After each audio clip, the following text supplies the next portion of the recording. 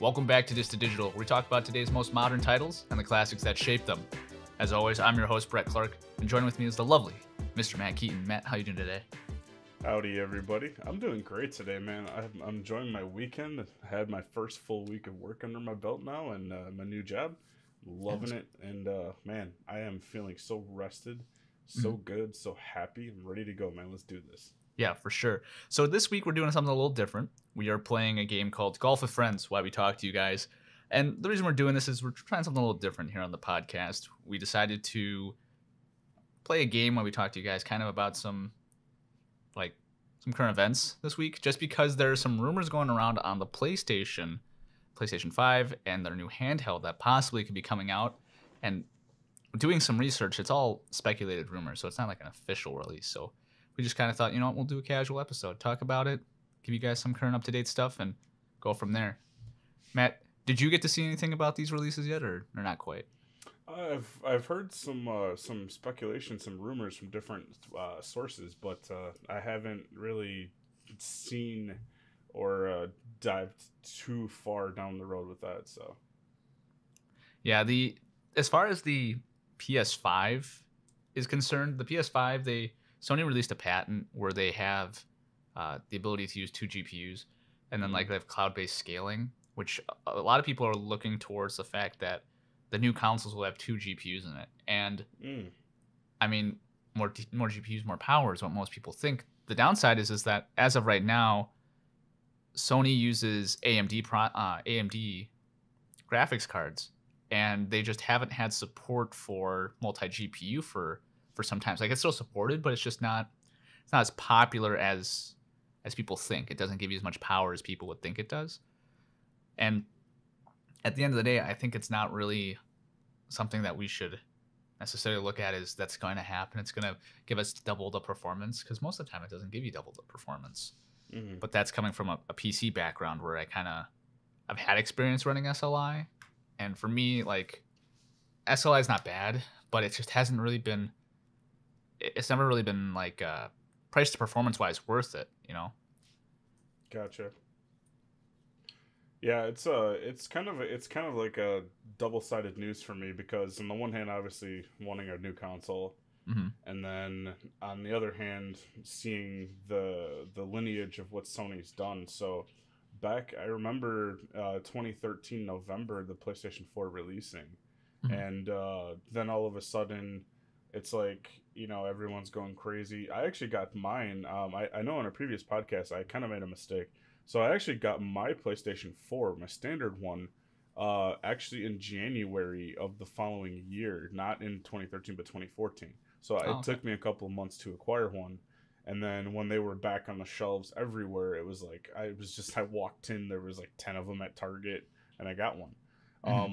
But with these rumors, it's kind of bringing back memories of all of a sudden, there's rumors throughout 2015 or 2014, end of 2014, and then going into 2015 of a rumored PlayStation 4 Pro that's native 4K, and it brings HDR to the table across all standard games. And it's I didn't really look at the specs. I just thought, oh, okay, so this means PlayStation Standard, and you got PlayStation 4 Pro. It's going to be twice as good. It's going to be twice as fast. Originally, I wasn't really impressed with it. It loaded slightly faster.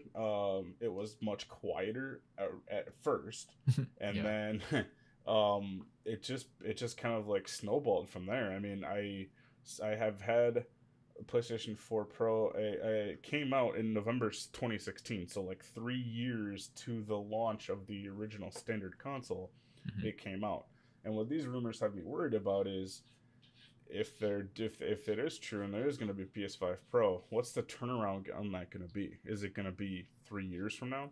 Because here's the thing, I don't know that I'm going to wait 3 years to want to play the new PlayStation. I'm hoping, maybe get my hands on one the beginning of next year, sometime in the spring. Maybe that would be ideal. But I'm kind of wondering if they can't maybe make it quicker turnaround this time, because if you think about it, manufacturing, the technology, obviously we all know that the launch is slow, and it's intentionally slow to drive sales and make build hype and all that stuff. But Hmm. I'm wondering what the turnaround's going to be now that the console is actually built with, I guess, less complications. Like it's a larger shaped console. It takes up more footprint, but that's because of its cooling system. Hmm. And the system itself is built where like things are upgradable, removable, and it's like much more fan and novice oriented. So I'm like wondering, is it going to be that 3 year turnaround for a pro? And if so, what do you do? You know, and that's kind of where I'm puzzled with, is like, do I wait? Do I get it? Do I Yeah. wait for a pro? Because $550 is a lot of money to drop after taxes for a console that's gonna live Yeah. for about 3 years or less nowadays, and then just be flipped and sit on someone's shelf for 6 months to a Yeah. year before it resells. So I don't know. I'm kind of torn on this news, to be honest. But hey, rumors is rumors, news is news, and it's exciting, honestly. And I really hope they do it. Yeah, and I think the thing with like the PlayStation 4 to PS4 Pro, like I really enjoyed my PlayStation 4, and going to the Pro, nice hole in one by the way. Uh Thanks. Going to the Pro, I was kind of in the same boat you were. I played at 1080p, and going to the Pro, I wanted just the performance of the frame rates. Like, I just wanted a higher, smoother gameplay.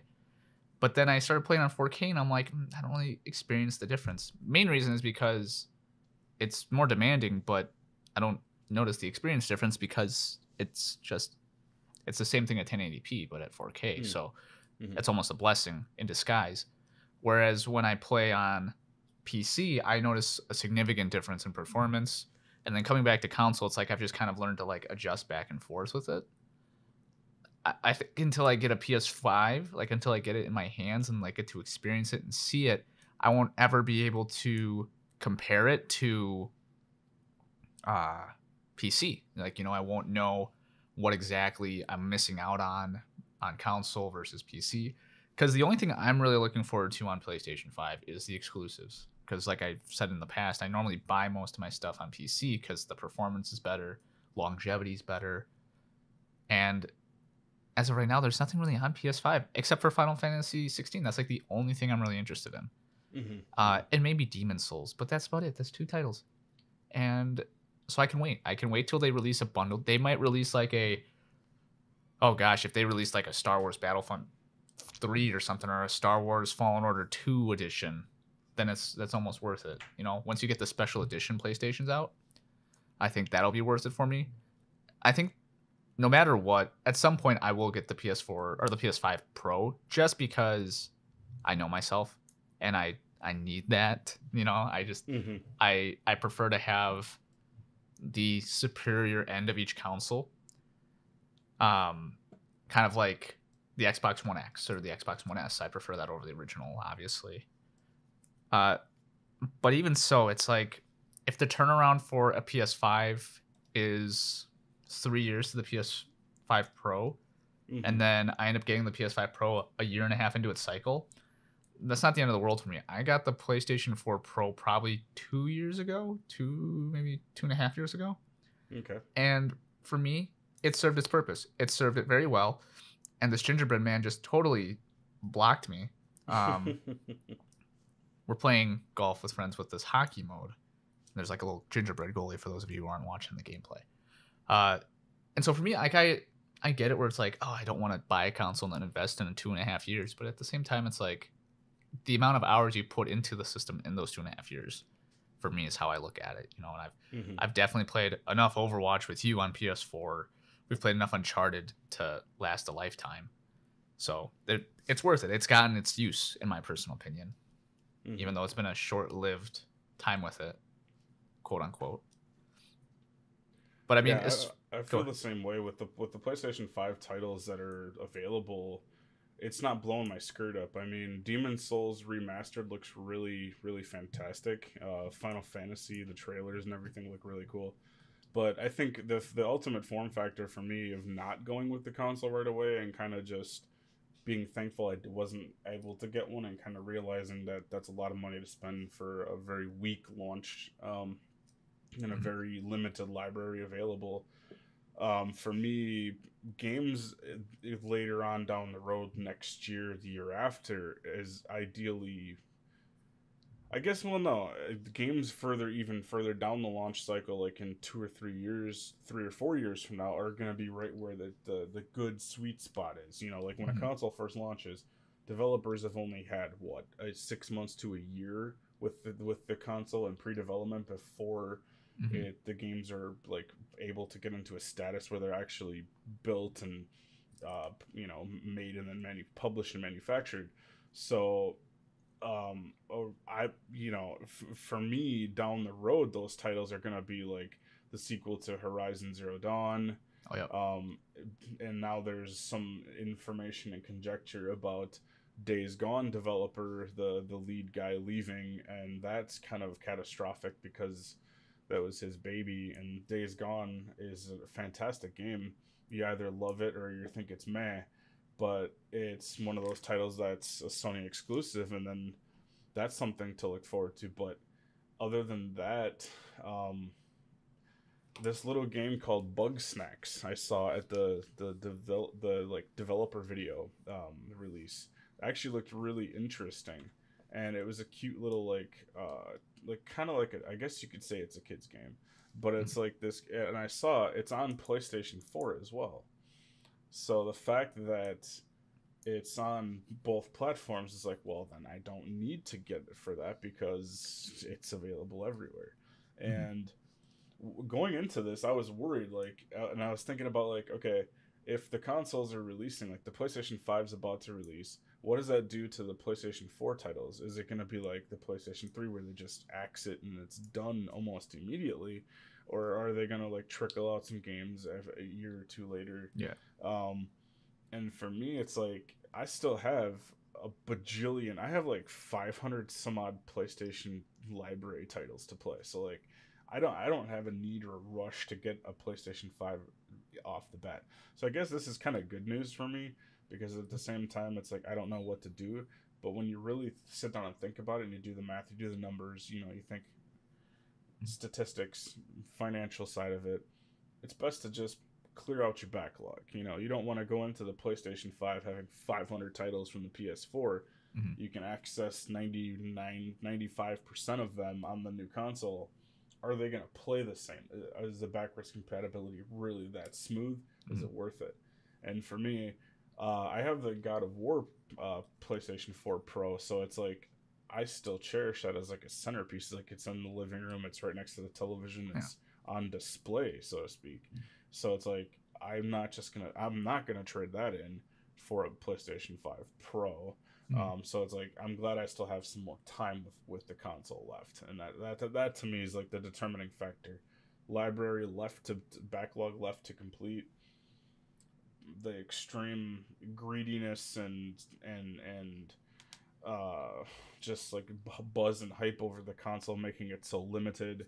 It almost feels like a limited run. It doesn't feel like a console launch. It feels like an exclusive like invitation to this elite club of, hey, there's this limited run thing, and then it's gone. Yeah. But it's I think it. what's really weird is that 2020 is kind of a weird year. I mean, Mm-hmm. for everybody, I think everyone can agree that 2020 with the COVID has just made it very difficult to buy stuff in box office. I mean, it's like we're changing. The world's changing for better or for worse. Mm-hmm. It's to be determined. I mean, for me personally, I like the fact that buying stuff online for me was never really attractive.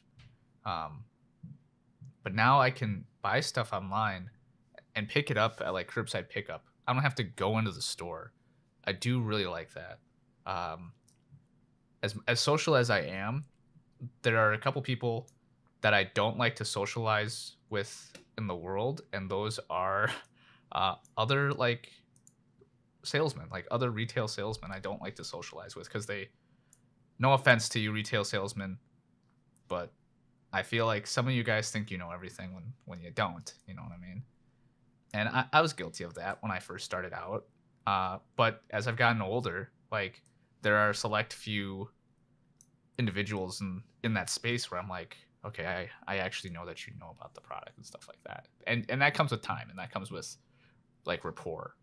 But most of the time I haven't built a rapport with those salesmen, and I don't like to be given and fed BS. You know what I mean? Like, I don't necessarily like to sit there and have a guy who's like, oh, you know, get this Intel processor because it's the best for gaming and stuff like that. I'm like, yes, it's best for gaming by 1%. So you're telling me that the extra $150 is a better investment? No. Like, yeah, it is the best quote unquote for gaming, but price to performance wise, it significantly underperforms. And that 1% you don't even see. You won't even see those 6 FPS. Like, come on. And I really can't stand that. So the fact that I can buy stuff online, curbside pickup, avoid that whole conversation, avoid that whole headache is really nice. But also at the same time, it does make it harder to buy stuff sometimes, especially with these people who are reselling.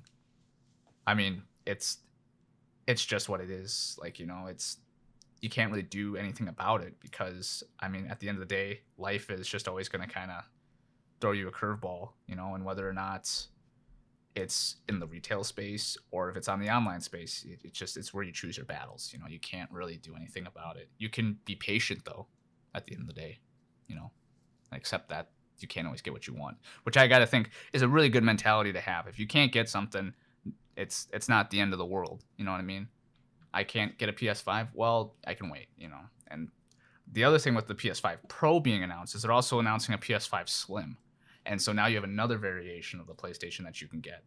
And I've looked at the PlayStation 5 Slim, and to be honest, it's enticing. It doesn't look like the PS5 looks really big, really flashy. But on a media shelf, do you really have the space for it?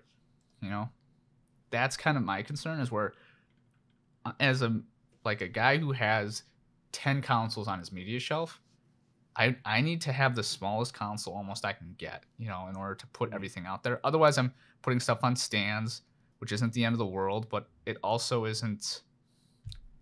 I have a media shelf for a reason, you know. So for me, I look at the Slim as a very enticing idea for me personally, because it offers me a form factor that I would prefer while giving me the same aesthetic as a PlayStation 5. But then now the Pro's coming out. How big's the Pro going to be? Like, I haven't seen any specs or mocks up for it. I don't know how much power there's going to be, but it's almost like having a PS5 normal, a PS5 Pro, a PS5 Slim. If they have a PS5 like second generation PS5 where it's a slightly different design, you've got almost too many options then in a 4-year gap, you know? So used market goes up. You've got way different variations. It starts to almost get confusing. It's kind of like Xbox with their series, with like the Xbox One, the Xbox One S, the Xbox One X, the Xbox S Scorpio edition, stuff like that. Like, where you've almost got too many options with too much of the same branding. And it's kind of hard to distinguish which one is the best for you or which one you actually are talking about when you're talking to someone about it. So for me personally, I think the fact that they offer a Slim option, or they're offering concepts for the Slim option, and they're talking about the Pro already, I think there's a flaw in some design that they've noticed, kind of like the original Xbox Arcade. The Xbox 360 Arcade, do you remember that? So they came up with like the Xbox 360, and they knew that there was a problem with the design of the Xbox 360. So what they did was they kept on mass producing them to appeal to audiences, but at the same time they were redesigning the Slim, and they were also redesigning the Pro of the original shape and design. So they were working on stuff in the background to launch out a new console to avoid the initial first wave of red rings. And that is something where I can kind of see Sony trying to pull something like that off, where they've been very almost like Apple in these last couple of years, where they're very I want to say elitist with their product, which I don't mind. I think Sony makes a really good product, but the fact is that being in the number one spot for so long, you know, what's your next innovation? What do you do to outperform yourself? What do you do to not accidentally hedge your own profits? You know, because if you are making so much money on the PS4 Pro and the PS4, why don't you just, capitalize on it for a couple other years? Well, we have to compete with the new Xbox coming out, so we have to release our PS5. But if it means at the same time that they have to shortchange some things as far as parts goes to compete with price, there's a quality difference there. Whereas before, like with the PS3 was more expensive than the Xbox 360, but it also had a Blu-ray player in it. It also had more technology in it. Right. And I think that's something where people who bought a PS3 really accepted the fact that, yeah, my console cost me more, but I'm getting a lot more out of it, And I think PS5, I think even if it was like $100 more than Xbox, they still could have outsold the Xbox if they had that much better hardware into it. I think at the end of the day, the quality of machine is what determines which one will prosper in the long run, and software and the games. But I think at the same time, it's like it's a horse apiece, and the fact that they're giving so many options early on, and they're showing us extremely early on now that they have all these other options. I think there's something to be said about the original design. Personally, that's what I kind of see in it. That's kind of what I gathered from it. I mean, I could be wrong by any stretch of the means, but at the same time, I think we need to be subjective on the fact that why are they releasing these concepts so early? Is it just that it's 2021 coming up and people expect to have, every little bit of news as fast as they can? Or is it there's maybe a flaw in the design of the PlayStation 5 and they need and they need to release something? That's just speculation. I'm not saying there is a flaw in the PS5. I'm just saying that we got to think that there could possibly be something in there, and that's why they're not releasing so many right away, is because there could be either issues with parts, there could be issues with getting certain parts at a certain price, because China having a lot of their stuff, with the COVID and stuff like that, like having problems importing it, it makes a lot of sense that Sony would then have to look towards other manufacturers to keep with that competitive price. Well, if you release a new console, you can then change the price for that console. So like if the Pro comes out and your solid state drives, instead of costing you $10 a solid state, now cost you $12, you have to make markup for that, obviously. But if you mark up the new console, people are going to get really mad, not realizing that, yes, at the end of the day, you're not making necessarily as much money as they think you are on each console. Because where PlayStation and other companies really make their money is software development, the e-stores, branding, all that other stuff is where they make a majority of the money. The console, the hardware themselves, it's almost, they're not losing money. Well, if they are, they're losing very little. But a majority of the money made by a company in the gaming industry is mainly on software, surprisingly, because every company takes a cut. Every company will take a cut from the profits of the developer. I mean, let's take example Epic Games. I follow Epic Games pretty heavily because of their Apple lawsuit. Everything on the Microsoft, everything on the PlayStation Store takes a 30% cut, just flat out 30% cut. So that is where a majority of the money is being made by these companies. So every time you buy a Call of Duty Season Pass or something, or your EA Sports Hut or Fut or whatever it's called, Foot, I don't know, FIFA Ultimate Team, Hockey Ultimate Team, whatever you call it. I call it Hut because Hockey Ultimate Team. That's where you think, oh, EA's milking me for all this money, but in reality, it's really PlayStation or Xbox who's forcing the company or the developer to put the price up that high because they need to make money at the end of the day. Both companies need to make money.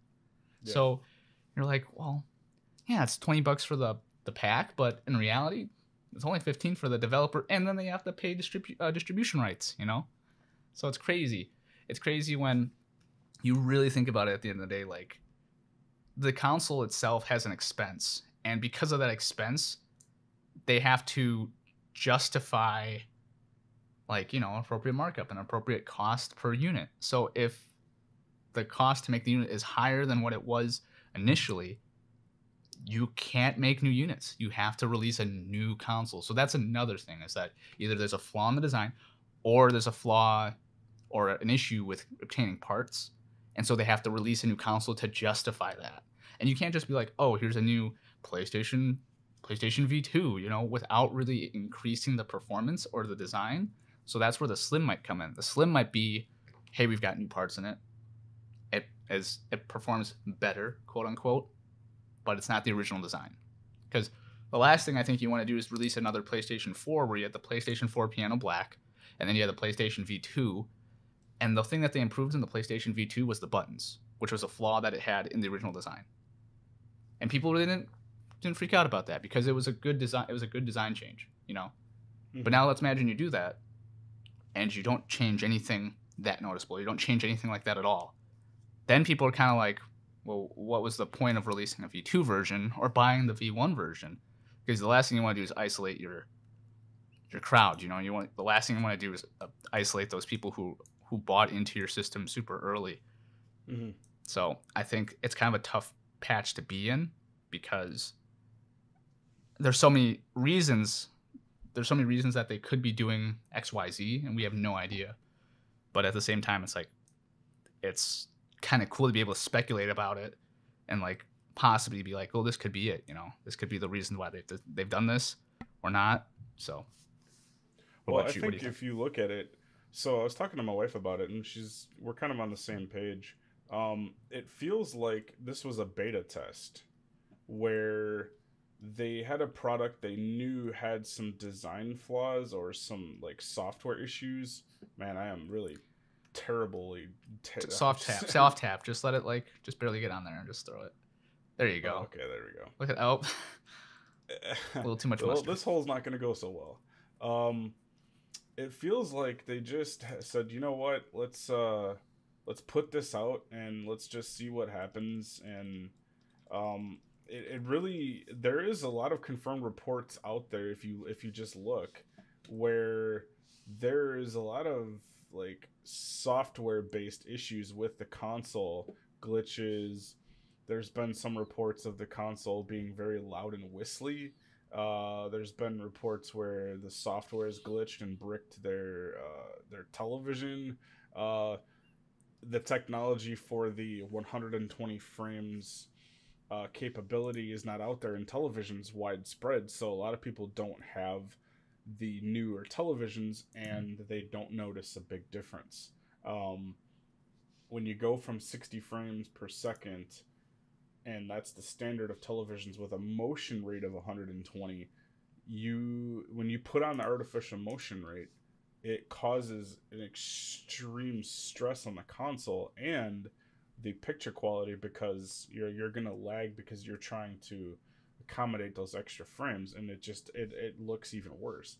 What ends up happening is with this cycle is that people are rushing out there because it's brand new, and let's face it, they market it towards children who really don't know about these things that happen. They really don't have knowledge of computer systems, technology, manufacturing, sales. They don't understand that it's a business and there's a bottom line.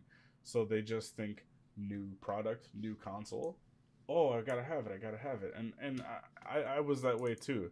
But it's like, the whole situation is really shady, because on the one hand, you've got the impact of COVID, and there's no actual real need in 2020 this year to have a new console.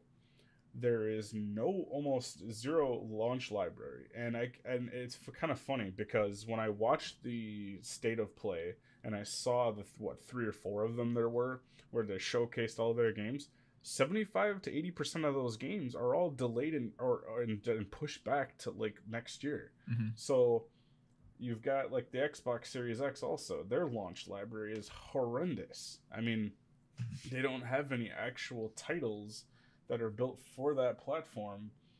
I mean, that are actually worth playing. And it's like, okay, currently out. You've got right.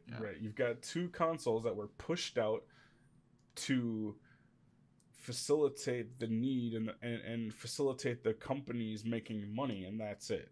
Both consoles, the Xbox Series X is plagued with issues.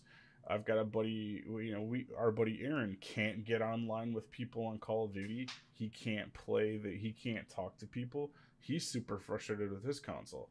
There's PlayStation 5s that are when you turn it off and put it in the power state, it's bricking the console. Now, yes, they've patched it, but that's not the point. The product is pushed out way early, way beyond when it needed to be pushed. It was pushed out way too soon. And then all of a sudden now you have all these issues cropping up. And the point about the beta testing is that it feels like the first wave of consoles is a beta test to see what happens with it while people have it in their hands. Mm-hmm. And then going from there, they already have a PS5 Pro model, and I'm sure they have schematics. I'm sure they have blueprints. I'm sure they have. They already have patents. That's the thing. What I was talking about was that Sony recently filed patents for multi GPU cloud-based scaling. Like, it was announced. So like, these are official. There's no reason to patent something if you're not going to utilize it. So the fact is that this is something that is highly potential, the high potential to come. Multi-scaling cloud-based GPUs, or not. Multi-GPU cloud-based scaling means that you have 2 GPUs that you're using for power over the cloud. Why would you patent that if you're not going to use that? So there's a lot of this stuff where, yes, they've had designs in the chute for years probably, but at the same time, it's like, I understand exactly where you're coming from, where it's like these companies are pushing out these things super fast, and quality assurance almost looks like it went out the window, and I think that is something where, is that the fault of the company, or is that the fault of us as consumers to put this expectation on developers and companies to say, we want this product, we want it as fast as possible? If we, for instance, stop buying iPhones every year as Americans, I'm not saying globally, because globally iPhone isn't the highest selling smartphone in the world, but if it was we Americans stopped buying iPhones every single year and bought it every 2 years, Apple would be like, well, we can still release a new phone every year because we'll get the occasional fanboy, but then we put better hardware in every 2 years when people are upgrading. They would change their results based on what they're seeing and analyzing in sales. So if PlayStation, for instance, looks at the PS3 and says, wow, this is how long we're able to stretch a PS2 out for, we can make profit in a much shorter time. Let's push out a PS4. Oh, look, the PS4, this is how much time it took for us to get to the PS3, and we had 3 different versions of the PS3. Let's make 3 different versions of the PlayStation 4, and then we'll make a Pro version. Then we'll make a PS5, make a PS5 Slim, make a PS5 2.0, make a PS5 Pro, and announce all of this stuff super early, because they've seen in the past that no matter what, it's going to sell, And I think at the end of the day, it comes down really to the fact that we have put this expectation on I swear if you hit me, if we put this expectation on these companies, whose fault is it really? Is it our fault as the consumer, or is it the developer's fault? Because I think it's our fault at the end of the day. If we put this expectation on a company to constantly submit to our wants and desires, because that's what we're paying them for, then it is our fault entirely. I think personally, as a consumer, we're to blame. And the only way to change that, to fix that, is to change how we view stuff that comes out, to change how we buy stuff, and it takes a long time to change that. But I think we also have to realize that these companies, yes, they want to make money, and that's the point of every single company in the world. But they realize that the happier the consumer is, the more stuff we'll buy of theirs. If we're happy with the console, we'll buy more controllers for multiplayer. If we're happy with the console, we'll buy more PlayStation Plus. We'll buy more games. We'll buy more accessories. We'll buy better TVs from your brand because they might work better with your TV. There's things like that where, is this really a hole? Is it really just a straight line to a guy? It's like 100 feet or less, yeah. Yeah, I swear if I mess this up. I can't believe that's a hole. But okay. It's like a face-off in hockey. Yeah, this game is giving us some easy ones. I felt bad about the last hole. 3 hole-in-ones for both of us. Wow. Yeah. Yeah. Well, don't jinx me here. But anyways, I think for me, let's talk about the PS4, for instance. I love the PS4 so much. I bought so many accessories for it, you know, but I have not bought nearly as many accessories as I have for my PC. Oh my gosh, the amount of mice and keyboards, monitors, all this stuff, headsets. Like, I love PC so much that I've just invested so much time into it. So I think a product you make, if someone loves it, they'll invest more into it, you know? And I think right now, the way that Sony looks is that they really love our product. So let's give them more of our product to love until eventually the quality goes down. And then it's a little too much. And then Sony's going to backpedal off and be like, okay, that was a little too much loving, you know? So I think that's where at the end of the day, they need to find that sweet middle point, because they've only had 5 generations of consoles to compete with this. You know, they've only had 5 times to really try this. And so at the end of the day, you got to look at it as they're still learning, you know? And the way that things were sold back in the 90s and stuff like that is completely different than what it is today. We can all admit that. So I think that at the same time also has to be taken into consideration. And I just glitched to the ground. But I mean, for you, for instance, as somebody who's bought a lot of consoles, you know, and you've probably bought a lot of wow, he just knocked me back. You've bought a lot of PlayStation, because you've been strictly, I mean, you've bought Xbox before, but you've been really strictly PlayStation most of your life, haven't you? No, so I'm originally Nintendo, but my first actual console purchase was a PlayStation. I was given the PlayStation 1 as a family gift for Christmas. PlayStation 2, my mom purchased for my 18th, get this, my 18th birthday. So I was behind on that console generation a long time as well. I didn't get a PlayStation 2 till the end of its life cycle almost. So that was pretty crazy. But before I went to PlayStation 3, I purchased an original Xbox, and then I had the Xbox 360. And along the way, I've also purchased the Xbox One and the Xbox One X. So I've had pretty much every home gaming console across my timeline as a gamer. So I'm not like strictly what you would say, oh, he's a Sony fanboy, or oh man, that was a bad shot. Oh, don't worry, man. I have pretty much been. No, this goalie and I are gonna have some words after this match. No. But you're saying you've what?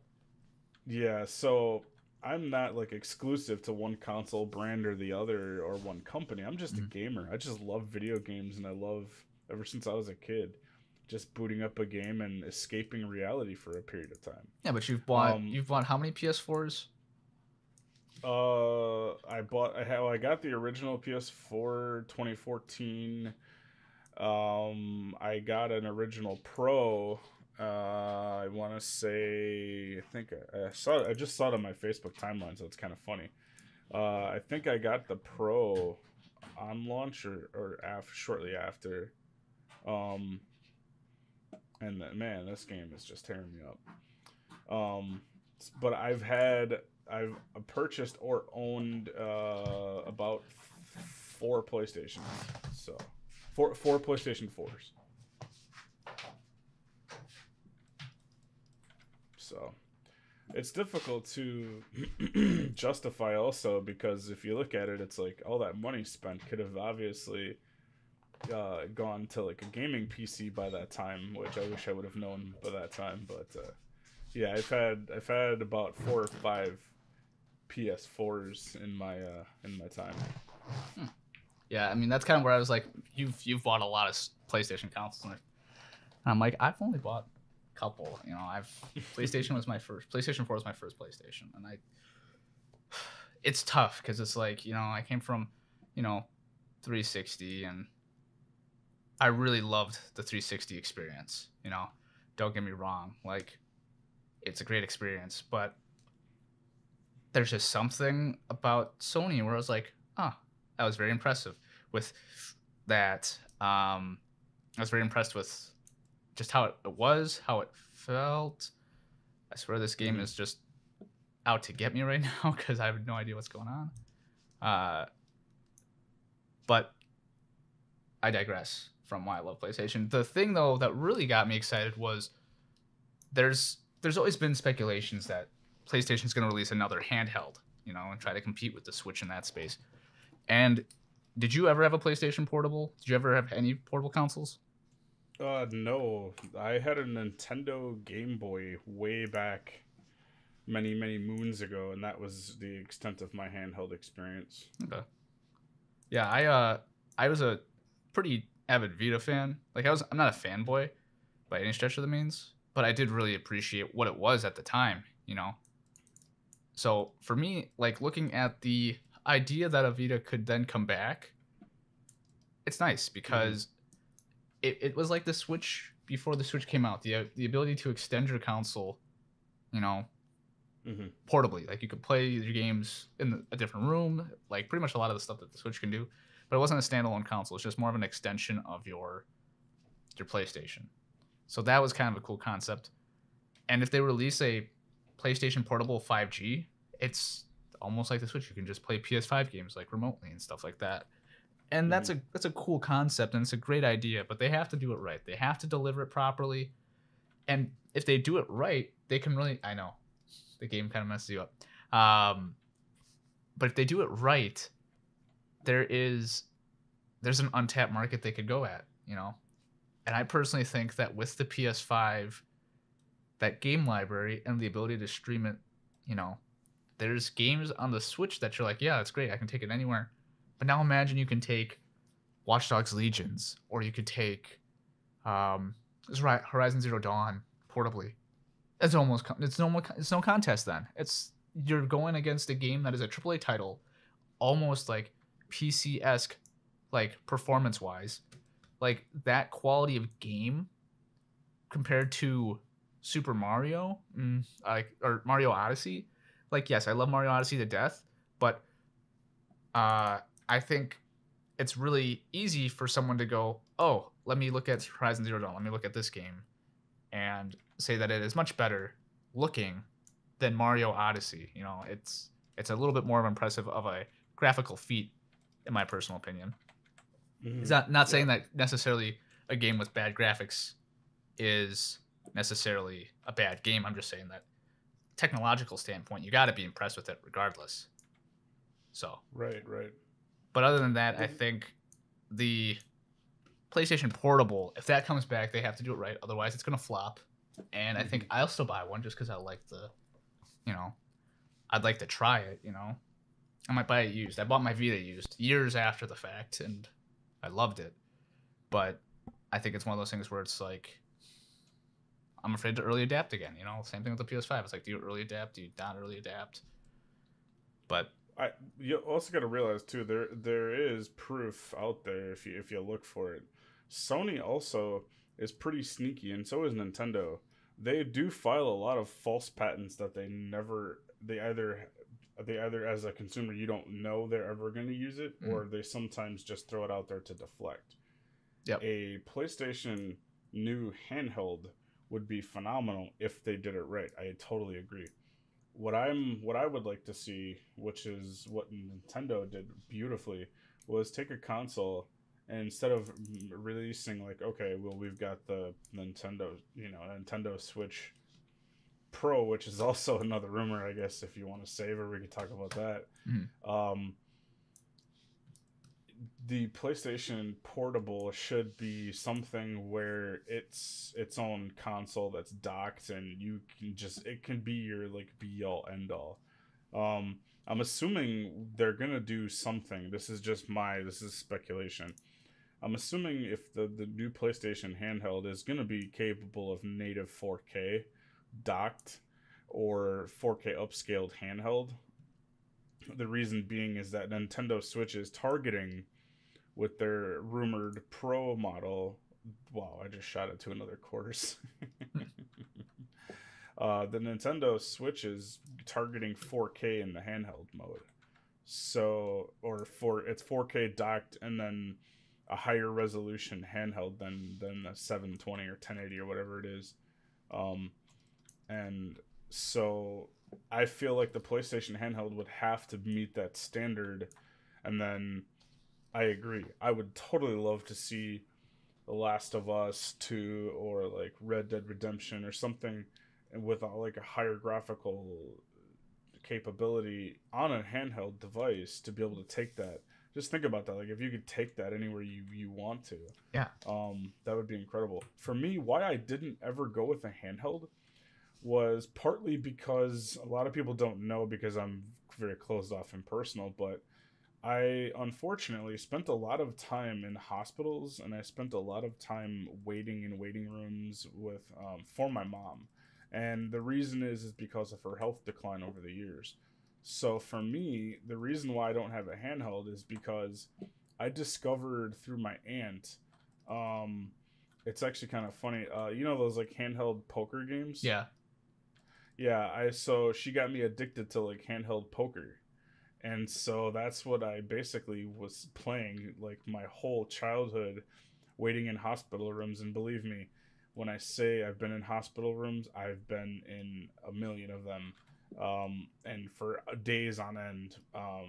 And for me, that's how I learned how to play poker, and I learned how to play like casino type games, also like slots and things like that. So that's why I never had an actual handheld because I didn't see a need or a use for it. Mm. I just really was like excited with playing poker, playing cards, and casino games because the majority of them are a thinking man's game. And during that time frame where I don't know if my mom's going to, it's sorry to be dark, but live or die, you're kind of clutching and you're kind of holding on to hope. So the last thing at that time I needed was something to just mindlessly play. For me, I needed to keep my mind busy and active in order to kind of like push past what was going on. Mm-hmm. So that's kind of my personal take as to why I never went with a handheld console and why the Switch technology and like the fact that you can dock it and play it handheld, and it's an incredible thing for me because I've never had the PlayStation Portable or any of the other guys in the lines. And so the Switch was basically like my first actual purchased handheld device, Mm-hmm. and I haven't played one in for eons. So I feel like if, in a long story short, if Sony adopts sort of like the Switch style, like you can dock it, you can take it with you, I think they would benefit from that greatly, and just have like a console that you can just take anywhere, and you can have the same capabilities that you can have on the consoles that are at your home, and just take it with you wherever you go. I know they did something like that. I think that was the original design for the PlayStation service, was to be able to take the games with the Vita and just take them anywhere, even if it wasn't a Vita title. Mm-hmm. But I'm not sure if that ever came to fruition or what they did with it. But yeah, there's a lot of things like, so PlayStation Vita allowed you to play some Vita games on PS3, which was nice, but at the same time, it's like really it's designed to be a Vita game, where you see like Final Fantasy Type Zero, when we were bashing that game, that was supposed to be a PSP game, and then they remastered it to put it on console, and it's just like people are like, this is awful, and it's like, well, it's designed to be a mobile game. The big thing for me though with this announcement of all this stuff that Sony has is it gives you kind of almost a hope that like they're going to do it right. They're going to release a bunch of stuff, and eventually the demand for everything is going to go down. That's the hope, at the end of the day. But and it doesn't always happen. But I think at the same time, it's like just something cool to see. Do you have any other final thoughts before we get into the save point, man, or no? No, just that I'm hoping for the best. I'm hoping for the PlayStation 5 Pro just takes a little bit of time, and we get more use out of the base vision and version, and that's pretty much it, man. Just I'm looking forward to it, and we know it's gonna happen. Obviously, it is a rumor, it is conjecture right now, but we know as gamers we're smart. They will eventually come out with an updated model, and when that time comes, I'm really hoping that it's flushed out.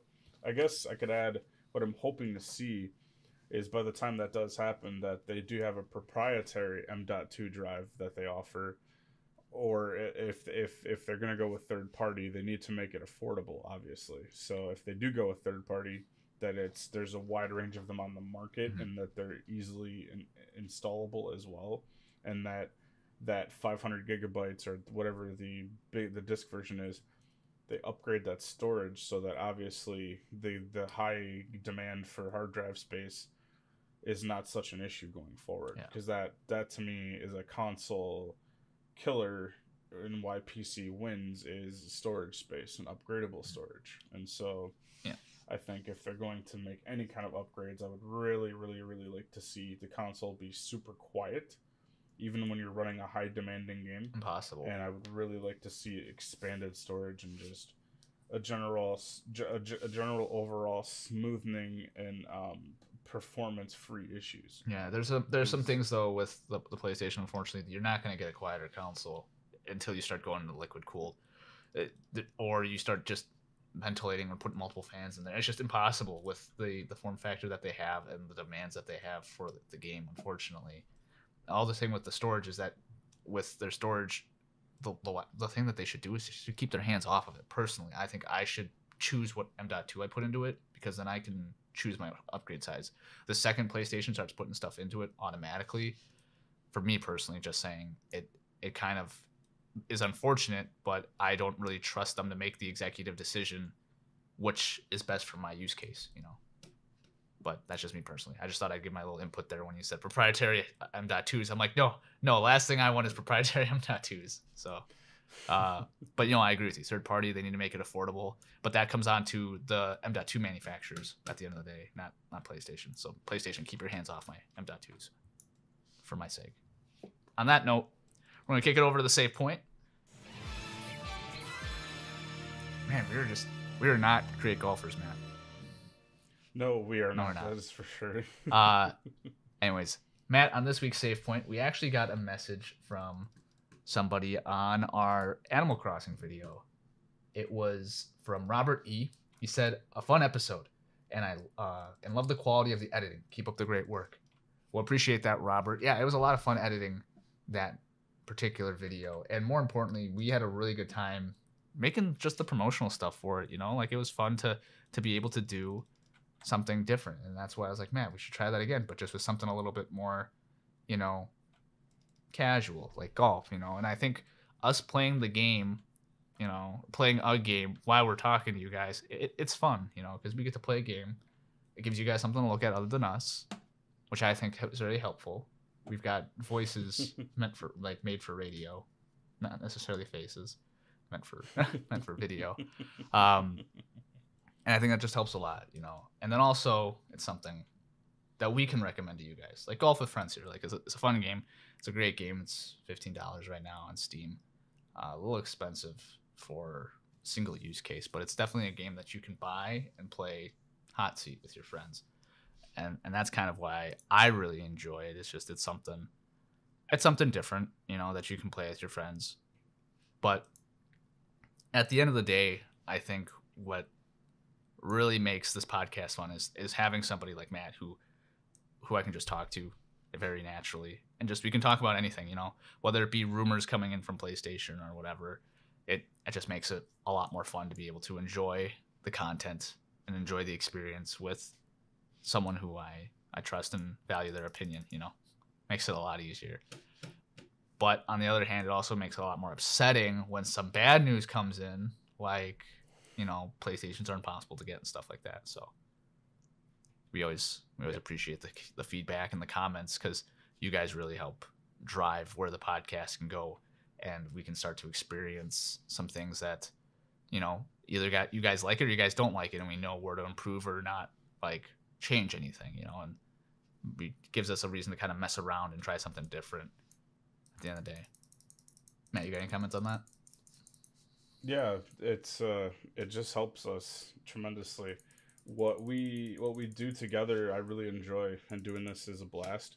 And I gotta give you guys a shout out and say from Dis Digital guys, thank you so much. We just reached 150 follows and likes on Facebook, so congrats to you guys and congrats to us as well. I guess give all of ourselves a pat on the back Yeah. there. You guys have been tremendous with feedback and support and just tuning in. I know, we go live, you guys scroll, it's cool. Just check us out. We appreciate it. It helps us a lot. And Mhm. you guys have been you guys have been very instrumental. There have been some people behind the scenes. My wife has been very instrumental in kind of giving me not only some ideas but giving me criticisms and feedback as well.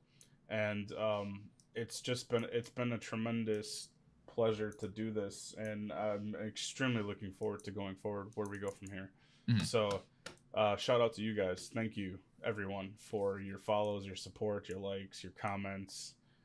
It all helps tremendously, and it means the world to us. So we just want to say thank you. For sure. Yeah, we appreciate everybody here on that. And for closing thoughts of today's podcast, Matt, I kind of wanted to ask you a question. Cyberpunk comes out later this week. What are your thoughts on Cyberpunk? Cyberpunk 2077. Uh, I don't know. No, I'm just kidding. I was gonna say I was torn between do I go trash, do I go nah. Oh man, I'm loving it. So CD Project Red, what they did with The Witcher, blah blah blah. Fantastic developer publisher rolled into one. Uh, Fantastic. Uh, just they do such a great job. They do Mhm. such a great job with quality. A lot of people are upset about the way they delayed it, the way they handled it. I'm all for it. In fact, I probably wouldn't cry too Quality over bad if quantity, in they my had to. opinion. Yeah, it's always quality over quantity, and it's got to be quality over release any day. Um, I'm very much looking forward to it. I dig the whole cyberpunk theme. Um, I I don't live it, but I love it, and so for me, I'm really interesting to see because I've stayed away from it. So I do know some things about the game, Mhm. and I have been sort of a social media presence on it, but I haven't actually like had anything spoiled for me, and I'm gonna stay off of social media sort of until it comes out and it's available. I think it preloads like tomorrow Oh already, yeah. which is crazy, and it's basically going to come. It's going to be available this week, I believe, starting Thursday evening. So they're actually going to like put it out a little early. Oh yeah, But I forgot about that. I am extremely looking forward to the game. It's from what I've seen nothing but good things. So I think the delay in time and the change from third person to first person. Obviously, being on a PC, there'll probably be a way that you can put it back into third person. So I'm not sure what the design choice was there, but I'm really looking forward to the game, and obviously, I think it's going to be a big success, and I look forward to where multiplayer is going to go as well with it because it's not going to be available right away, but they will eventually release it, Mhm. and I think that next year we'll see. I'm hoping for big things. I'm hoping that they can take on juggernauts and just knock them out and just compete. So we'll see, Mhm. but I'm really looking forward to it. So you're getting it right away. That's what you're saying. Oh yeah, yeah. I'm gonna get it day one launch, and when I get home from work that evening, I'll be able to start streaming it right away. So There we go. Yeah, for me, I think I don't know. I'm torn. I'm torn if I want to get it day one or not.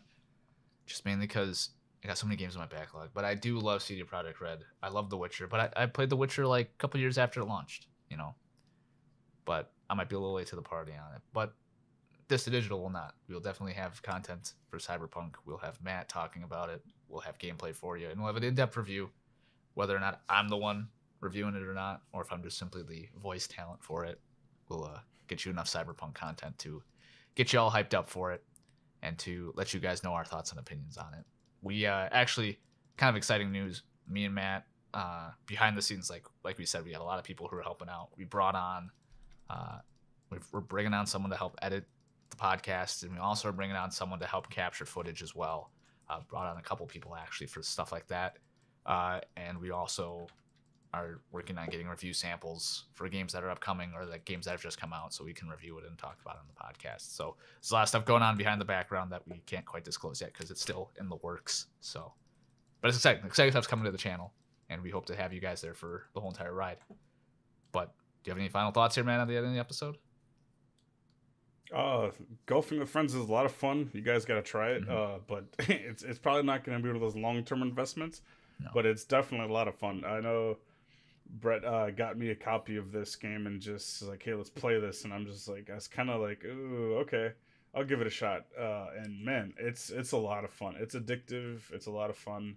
It's a fun little short party game you guys can play. So urge you guys to check it out. And obviously, don't judge my 150 above par last game or whatever it was. Yeah, we're not the best at it. And Golf with Friends is not sponsored. We're not affiliated with them at all. It's just a game where I'm like, it's chillaxing. It's like mini golf.